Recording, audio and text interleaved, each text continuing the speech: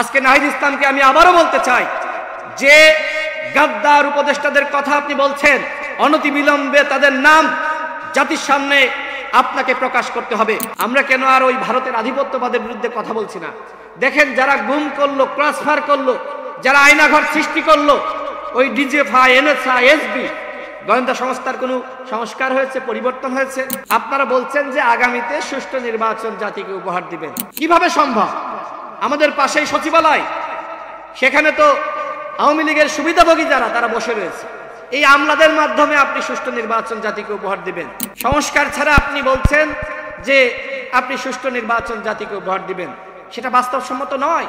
আগামী নির্বাচন ইতিহাসের সবথেকে সেরা নির্বাচন হতে পারে, আবার ইতিহাসের সবথেকে চ্যালেঞ্জিং নির্বাচন হতে পারে। বাংলাদেশে একটি বিশাল গণ অভ্যুত্থান হয়েছে এবং সেই গণ অভ্যুত্থানের শরিক এখানে আমরা যারা আছি, আমরা সবাই।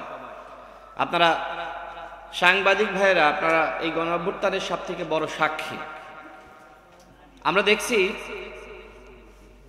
আন্তর্জাতিক অপরাধ ট্রাইব্যুনাল তারা বিভিন্ন ব্যক্তির সাক্ষ্য গ্রহণ করছে। আমার মনে হয় যে কয়েকজন সাংবাদিকের সাক্ষ্য যদি গ্রহণ তারা করতেন তাহলে খুব ভালো হতো। বিশেষ করে যে সময় হাসিনা গণমাধ্যমকে পুরোপুরি বন্ধ করে দেয়, আমাদের যারা ডিজিটাল মাধ্যমে কাজ করেন তারা অনেকটা সক্রিয় ভূমিকা রেখেছে। যারা টেলিভিশন ক্যামেরায় কাজ করেন, আমরা দেখেছি তারা যে সংবাদটি টেলিভিশনে প্রচার করতে পারেননি, সেটি যারা আমাদের ভাইয়েরা বিদেশে অবস্থান করে নানানভাবে তাদের কাছে পাঠিয়েছে, এবং যাদের ফেসবুক বড় পেজ রয়েছে, ইউটিউব চ্যানেল রয়েছে, তাদেরকে পাঠিয়েছে। এগুলো টেলিভিশন সাংবাদিকদের ভূমিকা। অনেকে বলে থাকে যে জুলাই গণ অভ্যুত্থানে টেলিভিশন ওই ধরনের ভূমিকা রাখেনি, কিন্তু আমি যতটুকু জানি যারা ক্যামেরাম্যান, যারা টেলিভিশন সাংবাদিক, তারা এই ভূমিকা রেখেছে। ভিডিও ধারণ করেছে, টেলিভিশন প্রচার করুক আর না করুক, তারা সেই ঘটনা প্রচার করেছে, সে যে মাধ্যমে হোক, যেভাবেই হোক। এজন্য আমি সকল সাংবাদিকদেরকে ধন্যবাদ জানাই যে গণ অভ্যুত্থানে আপনাদের ব্যাপক ভূমিকা আছে। যদিও আপনাদের ভূমিকা সবসময় আসলে তুলে ধরার সুযোগ হয় না, আমি আপনাদেরকে শুভেচ্ছা জানাই যে গণ অভ্যুত্থানে আপনাদের ব্যাপক ভূমিকা আছে। আমরা যে ভিডিওগুলো দেখেছি গণ অভ্যুত্থানের সময়, মুগ্ধ বলছে পানি লাগবে পানি, এবং আবু সাঈদ যেভাবে দুই হাত মেলে তিনি বুকটা মেলে দিয়েছে, এবং এই যে দৃশ্যায়ন সারা দেশের মানুষকে সাহস জুগিয়েছে, এটা সাংবাদিকদের অবদান।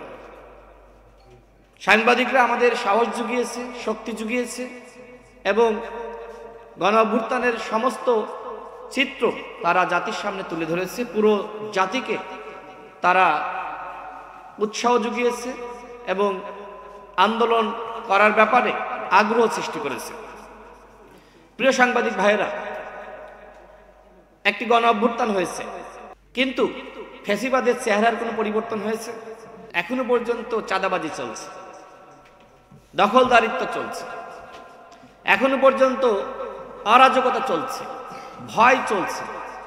গ্রামগঞ্জে আরো বেশি এই ধরনের সমস্যাগুলো লক্ষ্য করা যাচ্ছে। তো এইভাবে তো আসলে একটি দেশের পরিবর্তন হয় না। পরিবর্তনের জন্য এত মানুষ জীবন দিল, রক্ত দিল, সেই পরিবর্তন কি আদৌ হয়েছে? তাহলে প্রায় 2000 মানুষ শহীদ হলো, রক্ত দিল, 30,000 আহত যোদ্ধা, এত বড় গণ অভ্যুত্থান, সেটা কি ব্যর্থ হবে? 8 আগস্ট যাদেরকে নিয়ে শপথ পাঠ করানো হয়েছে, তারা কি গণ অভ্যুত্থানের শক্তি ছিল? আমাদের তরুণরা, যুবারা রক্ত দিল, সংগ্রাম করলো, অথচ কয়েকজন এনজিও ব্যক্তিত্বকে উপদেষ্টা বানিয়ে দেওয়া হলো। কারা বানালো? আপনারা নিশ্চয়ই দেখেছেন যে সাবেক উপদেষ্টা নাহিদ ইসলাম তিনি কয়েকটি গণমাধ্যমে সাক্ষাৎকার দিয়েছেন, যাদের উপর বিশ্বাস রেখেছিলাম, বিশ্বাস করে ভুল করেছি, তারা জাতির সাথে গাদ্দারি করেছে। আমার প্রশ্ন হলো, আমরা সেই সময় বারবার বলছিলাম উপদেষ্টা পরিষদের সংস্কার করেন। এই উপদেষ্টা পরিষদের মাধ্যমে কোনো সংস্কার রাষ্ট্রের হবে না। এই উপদেষ্টাদের সন্তানরা বিদেশে পড়াশোনা করে, তারা কেউ রক্ত দেয়নি, সংগ্রাম করে নাই, রাজপথে নামে নাই, ওরা গণঅভ্যুত্থানের কি বোঝে? আমরা বলেছিলাম, আমাদের কথা শোনা হয়নি। সেই সময় নাহিদ ইসলামদের পক্ষ থেকে আমাদেরকে নানান সমালোচনা করা হয়েছে। নাহিদ ইসলাম মানে শুধু নাহিদ ইসলাম না, তার সার্কেলে যারা রয়েছে তারা, আমাদেরকে জুলাই গাদ্দার পর্যন্ত বলা হয়েছে। তাহলে আজকে কি প্রমাণিত হচ্ছে? নাহিদ ইসলামের বক্তব্যের মাধ্যমে প্রমাণিত হচ্ছে তারা ভুল ছিলেন আর আমরা সঠিক ছিলাম। তারা ভুল ছিলেন, আমরা সঠিক ছিলাম। আমি নাহিদ ইসলামকে বলতে চাই, কোন উপদেষ্টা জুলাই গাদ্দার তার নাম প্রকাশ করেন। এখন কি তাহলে আপনার কথা শুনছে না? আপনার নির্দেশনা মানছে না? তাদেরকে যে চুক্তিতে নিয়োগ দিয়েছিলেন সেই চুক্তি কি বাস্তবায়ন করছে না? এই জন্য কি এখন বলছেন যে তারা জাতির সাথে প্রতারণা করছে? কিন্তু আমরা যখন সংস্কারের কথা বলেছিলাম তখন কেন সংস্কার করলেন না? আপনিও তো উপদেষ্টা ছিলেন, এদেশের জনগণ আপনার উপর দায়িত্ব দিয়েছিল যে আপনি সংস্কার করবেন, বিচার করবেন। প্রধান উপদেষ্টার পরে আপনি সব থেকে ক্ষমতাশালী ছিলেন, আপনি পদত্যাগ কেন করলেন? আজকে যে সংস্কার হচ্ছে না, এত মানুষ জীবন দিল, প্রাণ দিল, এত রক্তহানি, আমাদের কি সংস্কারের জন্য আরেকটি গণঅভ্যুত্থান করতে হবে? তাহলে কি এদেশের মানুষ 10 বছর 15 বছর পর পর শুধু জীবনই দান করে যাবে? যারা গণঅভ্যুত্থানে অংশ নেয়নি, দেখেন যে তারা তাদের দৌরাত্ম্য দেখেন। আমরা যারা এই পল্টনে আমরা একসাথে সংগ্রাম করেছি, গণতন্ত্র মঞ্চের দলগুলো, গণ অধিকার পরিষদ, এবি পার্টি, আমরা হয়তো এত বড় দল না, কিন্তু আমাদের সংগ্রামটা এত ছোট না। যখন বড় দলগুলো গুম, খুন, নির্যাতন, নিপীড়নের কারণে যখন রাজপথে নামতে পারেনি, হ্যাঁ আমরা স্বীকার করি যে তাদের অসংখ্য নেতৃবৃন্দকে ক্রসফায়ার দিয়ে হত্যা করা হয়েছে, গুম করা হয়েছে, তাদের নিপীড়ন করা হয়েছে, মামলা হামলায় তারা জর্জরিত। সে সময় কিন্তু মান্না ভাই, জুনায়েদ সাকিব ভাই, সাইফুল হক ভাই, আমরা কিন্তু একসাথে আন্দোলনটা চালিয়ে গিয়েছি, মানুষকে সাহস জুগিয়েছি, আমরা কিন্তু রাজপথ ছাড়ি নাই। 2023 সালের 28 অক্টোবর আপনারা দেখেছেন কিভাবে সেই বিএনপির বৃহৎ সমাবেশ পণ্ড করে দেওয়া হয়। মতিঝিলে জামাত নেমেছিল, তারাও চলে যায়, কিন্তু আমরা কিন্তু রাজপথ ছাড়ি নাই, আমরা রাজপথ দখলে রেখেছিলাম। সাংবাদিক ভাইয়েরা আমাদের সাথে ছিলেন। এর কারণটা কি? এর কারণটা হলো মানুষকে সাহস দেওয়া যে আমরা রাজপথে আছি, তোমরা নামো।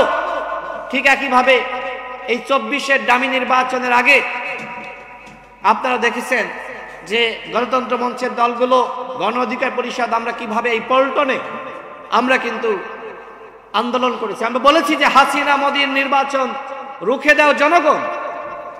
আমরা যেমনি ভাবে হাসিনার বিরুদ্ধে সংগ্রাম করেছি, ভারতের আধিপত্যবাদের বিরুদ্ধে সংগ্রাম করেছি, কিন্তু আমার প্রশ্ন হলো যে আজকে কেন এই আধিপত্যবাদের বিরুদ্ধে কোনো বক্তব্য নাই? কেন কোনো কথা নাই? অনেকে বলছে যে তাহলে কি আমরা ভারতের নির্যাতন, নিপীড়ন সেটা কি আমরা মেনে নিয়েছি? আমরা কেন আর ওই ভারতের আধিপত্যবাদের বিরুদ্ধে কথা বলছি না?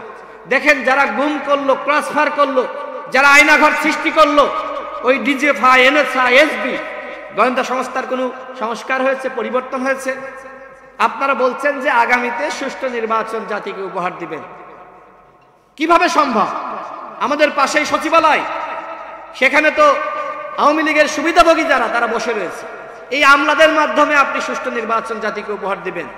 যারা 14 সালের নিশিরাতের নির্বাচন করেছে, 18 সালের একতরফা নির্বাচন করেছে, যারা 24 সালের ডামি নির্বাচন করেছে, ওই ডিসি, এসপি, ইউনো, সচিব, কয়জনকে আপনি শাস্তি দিয়েছেন?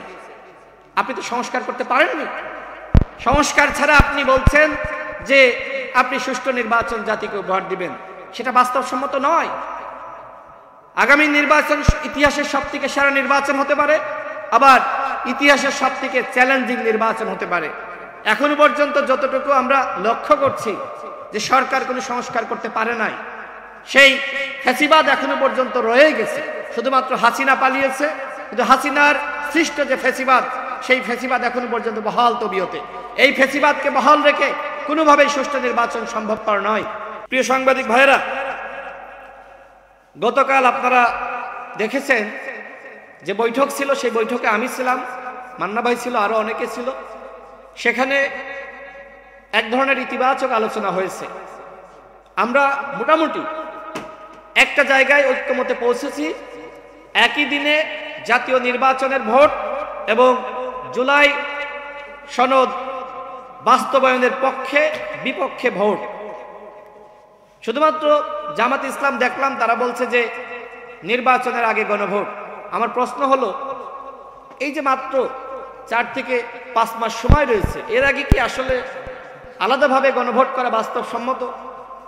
আমার কাছে মনে হয় না। তবে জামাত ইসলামের নেতৃবৃন্দ তারা ভিতরে যে বক্তব্য রেখেছেন, সেই বক্তব্য শুনে আমার কাছে মনে হয়েছিল যে তারাও মনে হয় আমাদের মতামতের সাথে সম্মতি পোষণ করছে, কিন্তু বাইরের বক্তব্য আবার ভিন্ন রকম। অর্থাৎ জামাত ইসলামের ভিতরের নেতৃবৃন্দ যে বক্তব্য রেখেছিলেন, অ্যাডভোকেট শিশির মনির ভাই, আমরা বাইরে আবার যে নেতা বক্তব্য রাখলেন তার বক্তব্যের মাধ্যমে আমি নিজেই কনফিউশনে পড়ে গিয়েছি।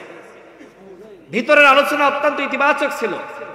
আমার কাছে মনে হয় যেহেতু ফেব্রুয়ারি মাসে নির্বাচন হবে, সরকারের পক্ষ থেকে ঘোষণা করা হয়েছে, নির্বাচন কমিশন রোডম্যাপ প্রকাশ করেছে, এক্ষেত্রে আমাদের যে আহ্বান প্রত্যেকটা দলের প্রতি, যে আপনারা ছাড় দেওয়ার মানসিকতা অর্জন করেন। গতকাল যথেষ্ট ইতিবাচক আলোচনা হয়েছে, যদিও আমাদের নেতাদের যে বৈশিষ্ট্য, যে টেবিলে এক ধরনের আলোচনা, বাইরে এসে গরম বক্তব্য, আমরা সেটা দেখলাম। আলী রিয়াজ স্যার নিজেও একই কথা বলেছেন, অর্থাৎ তিনি তো ভিতরের আলোচনা শুনেছেন, বাইরে নেতারা কি বলেছে তিনি শোনেননি। এই প্রেক্ষিতে তিনি বলেছেন যে মোটামুটি সবগুলো দল একই দিনে জাতীয় নির্বাচন এবং জুলাই সনদ বাস্তবায়নে গণভোট এই ব্যাপারে সম্মত হয়েছে। বাইরের আলোচনায় মানুষ আসলে বিভ্রান্ত হয়েছে। তবে আমরা যেহেতু ভিতরের আলোচনায় ছিলাম, সেখানে বিএনপি, জামাত, গণ অধিকার পরিষদ, অন্যান্য দলগুলো, গণতন্ত্র মঞ্চের দল, এনসিপি, তারা সবাই কিন্তু ছাড় দিয়েছে। কিন্তু বাইরের আলোচনা আমার কাছে অত্যন্ত বিভ্রান্তিমূলক মনে হয়েছে। আরেকটা বিষয় বলি, দেখেন এই মুহূর্তে অনেকগুলো দল তারা একসাথে নিম্নকক্ষে পেয়ার নিয়ে আন্দোলন করছে। আমি এর আগেই বলেছি যে নিম্নকক্ষে পেয়ার বাংলাদেশের বাস্তবতায় বাস্তবসম্মত নয়। কারণ যারা স্বতন্ত্র নির্বাচন করতে চায় তারা কিভাবে নির্বাচন করবে? এছাড়া নিম্নকক্ষে পেয়ার হলে কোনো স্থায়ী সরকার ব্যবস্থা বাংলাদেশে থাকবে না, সকাল বিকাল এমপিরা কেনাবেচা হবে। এছাড়া আমাদের দেশের যারা হিন্দুরা রয়েছে তারা যদি মনে করে তারা একটি দল গঠন করবে, আমাদের ইসলামিক দল অনেকগুলো রয়েছে, আমাদের পাহাড়ি সম্প্রদায় রয়েছে, এই যে জাতিগত বিভাজন এবং ধর্মীয় বিভাজন এই পেয়ারের মাধ্যমে সৃষ্টি হতে পারে। এছাড়া ফরিদপুর, গোপালগঞ্জ, শরীয়তপুর, মাদারীপুর এই অঞ্চল আওয়ামী অধ্যুষিত, সেখানকার ভোটগুলো কোথায় যাবে? অর্থাৎ পেয়ারের মাধ্যমে আওয়ামী লীগের পুনর্বাসন হতে পারে।